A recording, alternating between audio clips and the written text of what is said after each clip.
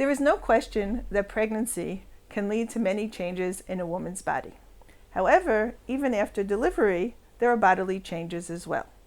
The goal of this video is to review these changes and how to deal with them. The reason that this time frame is called the recovery period is because this is when the body is going back to its pre-pregnancy state. In this slide, you will see the topics that we are going to cover during this video, and we will now go through them one by one. One key change is in the size of a woman's uterus. At the delivery of a full-term infant, the size of the mother's uterus is said to be at the size of a 40 weeks gestation. By delivery, it has gone back to 20 weeks gestation. By 6 weeks, it is already back to its pre-pregnancy size. At delivery, the cervix, or the opening of the uterus, is large enough to allow a baby to pass through. By 2 weeks of age, the uterus opening has already closed. It is at this point that many physicians feel that it is already safe to begin bathing, and therefore mikvah immersion if possible. However, you should check with your own physician. It is also at this point that many physicians feel that marital relations can begin to take place, although this too is controversial and a woman should check with her own physician.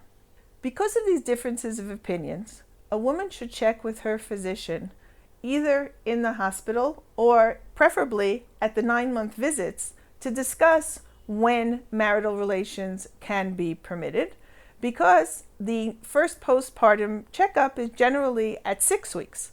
And for a woman who is able to immerse in the mikveh earlier than that, it is good to have this information handy.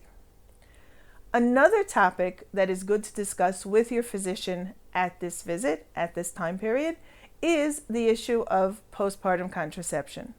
Bringing this up in advance gives enough time to ask any relevant halachic questions, discuss any types that you might want to use.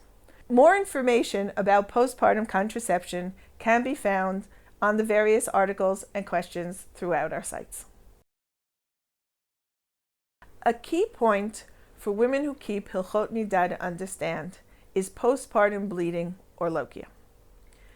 The few studies that have been done on this topic show that the median amount of time for such bleeding is 4 weeks, but it certainly can last longer, even 8 to 10 weeks or more.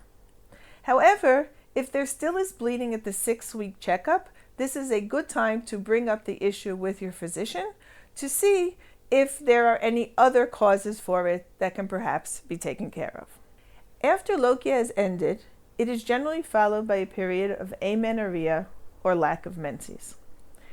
The amount of time of this period can vary from woman to woman and from pregnancy to pregnancy, though it does tend to be longer for women who are breastfeeding.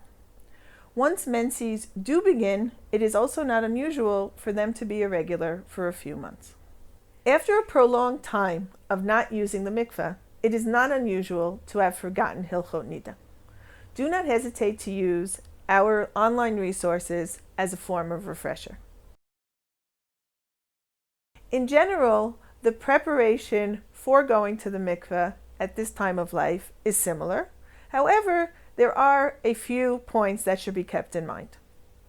The vaginal lining tends to be rather sensitive, and therefore it is not uncommon to allow omitting the moch and doing fewer bedikot. Make sure to ask a question about this.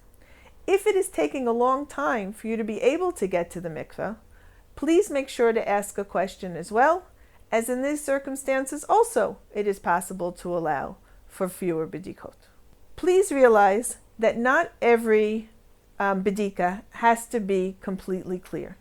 Therefore, if there is anything that is at all questionable, make sure to ask a question. With the demands of taking care of a newborn baby, it is very easy to lose track of time.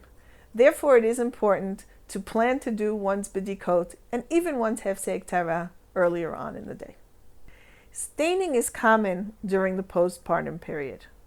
If a stain meets any of the criteria listed on this slide, It does not render a woman nida. A woman can take steps to avoid becoming nida unnecessarily by wearing colored undergarments, by using disposable panty liners, and by not looking at the toilet paper. A hormone known as relaxin is released around childbirth to help soften the cartilage and allow the passage of the baby. This hormone remains for a number of weeks afterwards, and therefore a woman should be careful while lifting and bending to prevent injury and pain. It is important for mothers to get rest. Nap when the baby naps as much as you can, and make sure to ask others for help with household chores. Rest is also important for the mother to recover emotionally. It is not uncommon for mothers to have mood swings after delivery. Some mothers feel high and some mothers feel down.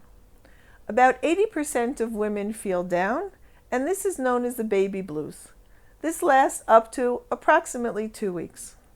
If it is lasting longer than this, or it is so severe that you're having difficulty functioning, this may be a developing postpartum depression. Help is available, so if you are feeling this, turn to your physician. The sooner you get help, the sooner you will be feeling better. When mothers are dealing with the emotional challenges of the postpartum period, it is sometimes difficult to deal with the details of Hilchot Nida. Not only the reproductive organs are undergoing changes, so are the breasts. This is to provide for breastfeeding, which is best for the health of the mother and baby. We hope you have found this presentation helpful. Enjoy your new baby.